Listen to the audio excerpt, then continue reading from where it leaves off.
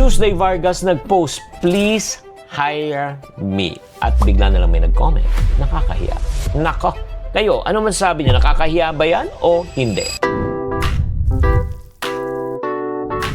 Hi there, this is Chinky Tan, your pambansang world coach. Nako, ito lang po ha. Alam mo na may mga post na hindi talaga dapat minamadaling husgahan. Do not judge a book because the book, it's not a cover. Kahit minsan lang, kasi minsan talaga napakadali talaga mag-judge kasi we live in a very judgmental society. At nung post ni Tuesday Vargas nga, hindi yung kahinaan. As a matter of fact, mas malalim na kwento po doon. Kung ano yun, tapusin mo tong video na ito. Pabalikan muna natin kung sino ba talaga si Tuesday Vargas. Kung matagal na po kayo sa TV, di ba, alam mo, comedy, hosting, acting, napaka-talented ng babaeng to. Si Tuesday po ang tipo ng artista na hindi mo na kailangan pakilala. Yung pag lumabas lang sa eksena, talaga makukuha mo talaga yung attention at lahat, di ba? Kaya nga si Tuesday yung talagang napakagaling sa mga shows, pelikula, may pangalan. Hindi lang siya yung background, no?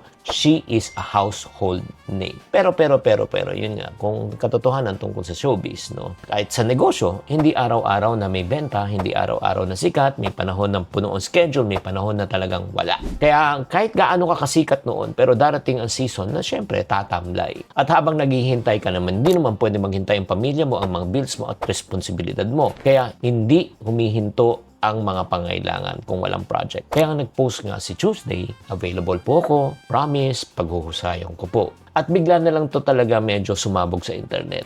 May mga taong talaga humanga, may mga taong naawa, di ba? May sympathy. Bakit pa kailangan i-post yan? At dito kung gustong maliwanagan tayo. Mga kapatid, ito lang po hindi masama na maghanap ng trabaho. Hindi nakakababa ng dignidad. Magsabi ka na kailangan ko ng tulong. Yung mas delikado, alam mo yung tumahimik ka na unting-unti ka lang nauubos, nangungutang ka na, nade-depress ka na. Alam mo, sa totoo lang para sa akin, napaka-brave ni Tuesday Vargas. Yung pag-amin na kailangan mo ng work, na hindi ang kahinaan. As a matter of fact, katapatan yan. Ganun din po mga kapatid, sa negosyo rin, sa mga negosyante na katulad ko. Kung ikaw ay magpo-post ng produkto, magbebenta ka, huwag ka mahiya na mag-follow up. Huwag ka mahiya na magsabi na, uy, meron pa kaming available products, available ako. Alam mo bakit mga tao nahihiya? Hindi po nahihiya dahil meron silang pride. Pride na ano sabihin nila, pride na sabihin nila naghihirap na ako, pride na sabihin nila wala na akong pera. Takot sila ma-judge, takot na masabihan ng desperado, takot na masabihan na walang-wala na. Pero ang tanong ko sa iyo, mas okay ba na may pride ka o mas okay na may kita ka? Kaya Ate Tuesday, kung napapanood mo to, hindi ka bumaba, nagpakita ka lang ng katotohanan at ng kalakasan. Hindi ka nagbumukhang mahina, nagpapakita ka lang na totoo ka at matapang ka. Kaya nga sa industriya ng punong-puno ng paghuhusga, honesty is still the best policy. Kaya para sa mga taong nanonood,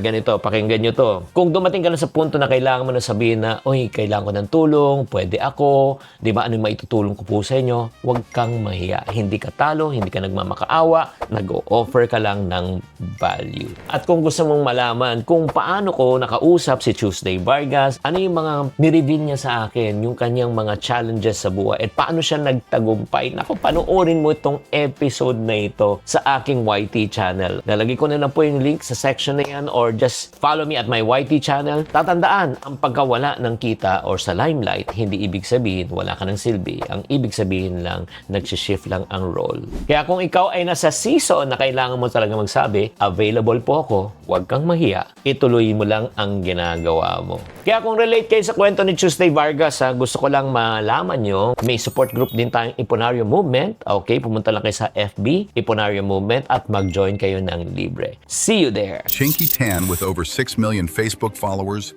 2.8 million YouTube subscribers, and 2.4 million TikTok fans, is now all out to share with you the most practical, simplest path to lasting wealth.